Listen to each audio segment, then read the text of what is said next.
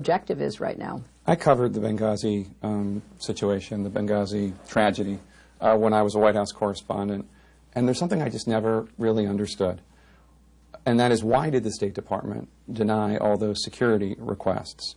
The former regional security officer in Libya, Eric Nordstrom, recalled in testimony asking for 12 new security agents, and he was talking to a regional director who said he was asking for the sun, the moon, and the stars.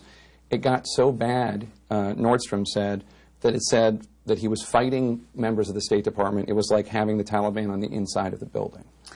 Well, the Accountability Review Board that I commissioned went into this in great detail, and they made some recommendations. I know, but I guess the question is why, though? Why didn't the security requests, why weren't they made? Well, that was left to the security professionals, Jake, and in the reports, the ones that have been done that were non-political and independent in their efforts to try to sort this through, I think concluded that the security professionals in the State Department had to look worldwide and had to make some tough decisions. That's why we don't inject politics into it. That has to be what the professionals are deciding.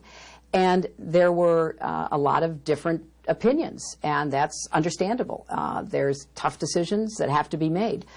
So I can only point you to the very thorough review that several committees have done, starting with the Accountability Review Board, that have gone into this in great detail and made recommendations about how we can better make those assessments, not at the political level, because I don't think a Secretary of State who may be there for 4 years or 2 years should be reaching down in and making those decisions, but we have to do a better job with the professionals charged with making the decisions so that the information can all be evaluated and the resources that are needed can be asked for and deployed to the best extent.